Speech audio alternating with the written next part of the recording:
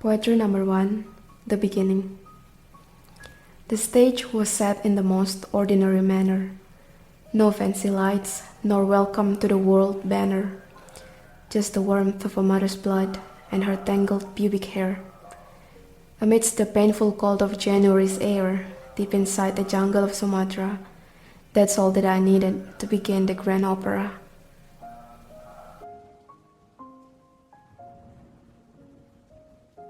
Poetry number 2, Childhood. Blossoms in the bosom of my roots, I thrived like grassroots above the fertile ground. I was green and I was growing, sustained by love, entertained by adventures, nurtured by a home, my life as a kid. Poetry number 3, Heaven. Golden fishes on the pond, waiting to be chased and fawned, in trade of laughter and affection, would offer their body as a love testament. They consider it not an affliction, and never did I give them malediction.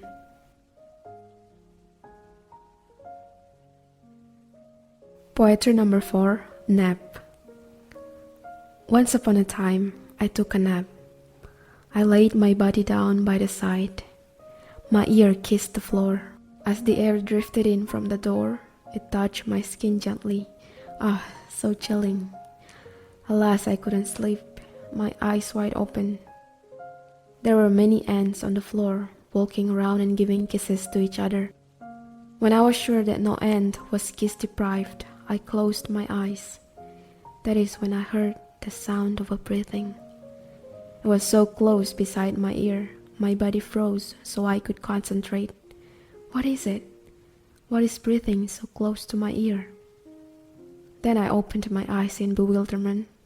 The ants were walking around beside my ears, still giving kisses to each other.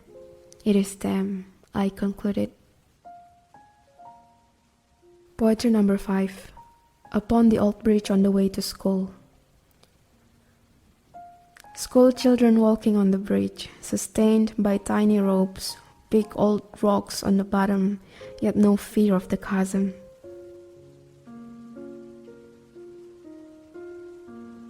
Poetry number 6, Tuesday Mornings. It is the day that we've waited with such anticipation, more than Sunday mornings or Saturday evenings. It is market time.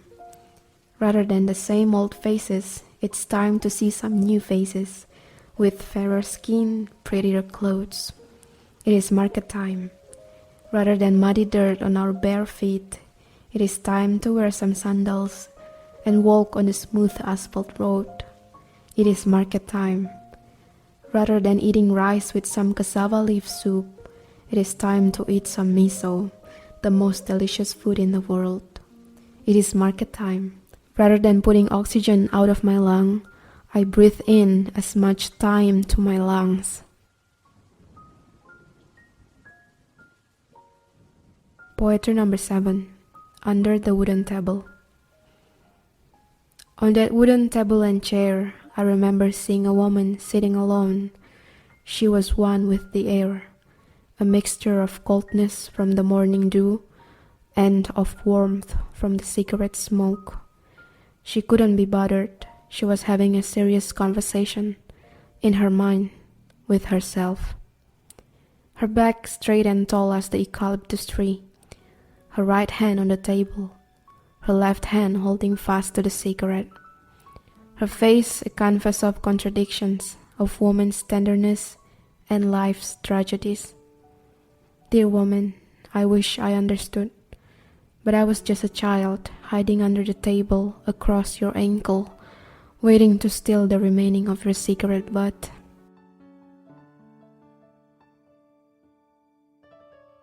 Poetry number 8, Inside the Villain's Drawer. Shh. Come in quietly. Dip your toe gently. Close the door. I will show you inside the villain's drawer. Now come closer to this wooden table. Open the drawer quietly.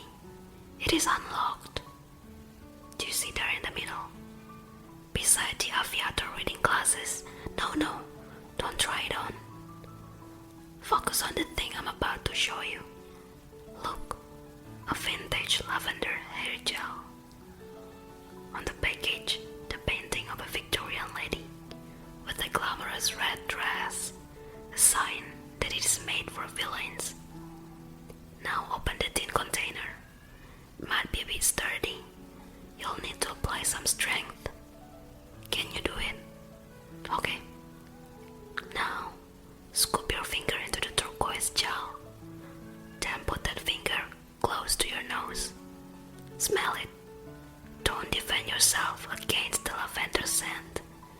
Let it enter with your breath, through your nose, to the fibers of your being. Now, as the scent nested in your heart, be careful to make a resolve of what the scent represents: affection or contempt, friends or enemy, godlessness or nuance. Have you decided? Okay, now clean your hand with the tissue on the table. Shh! Go out quietly. Dip your toe gently. Close the door.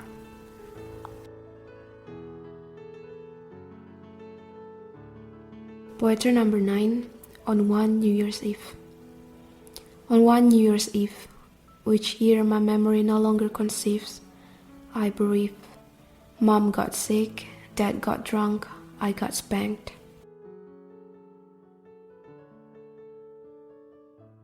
Poetry number 10, on one Sunday afternoon. Like a skilled bird by the riverside, prying on a little fish by the side, I was playing by the house, trying to catch some mouse. Unlike a skilled bird by the riverside, I am not as skilled. I did not know what would be killed. It is the fish and not the bird. But is it going to be the mouse or myself? Meanwhile in the house, there are so many people with the hymn book in their hands. They chant and chant in terror, as if to welcome an unwanted guest. And she lay on the deathbed in helpless dread. As the evening goes deeper into the night, a visitor knocked on the door. It is her, chosen by the unwanted guest. It is me, killed by the mouse.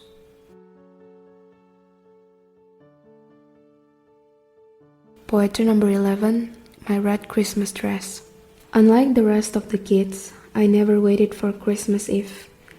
I was never excited to get a new dress or to memorize a new Bible verse. My red Christmas dress was the last token of my friendship with Christmas Eve, bought by my aunt on my 5th Christmas Eve, a few months after Mom was eaten by the grave.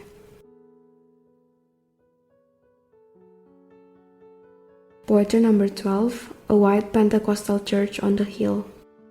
In the village where I grew up, there were 2 church buildings. One was a Lutheran and the other was a Pentecostal. My family belongs to the Pentecostal church. It was a simple wooden church, painted all in white, so bright, built on a high hill, shining under the moonlight. In front of the church, a wooden porch, and some pine trees so alive as a fire torch. How lovely was the view! But a longing it ensures to a heart like mine, who longs for a home, some honeycomb for the gloom.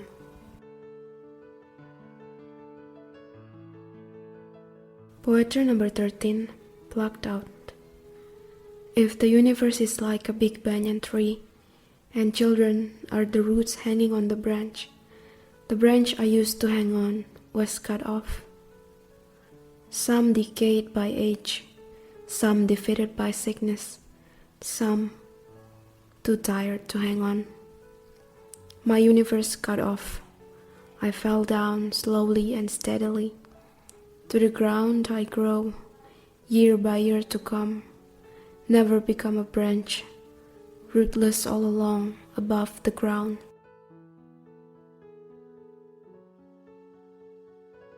Poetry number 14, growing up.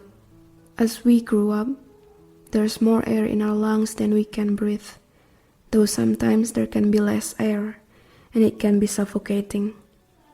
More salt in the food than we can tolerate, less sugar in the drinks than we desire. As we grow older year by year, we grew to be sadder. More questions rather than answers, more longings rather than calm, more roads rather than lakes. Everyone grows up sad, yet some are sadder than the other.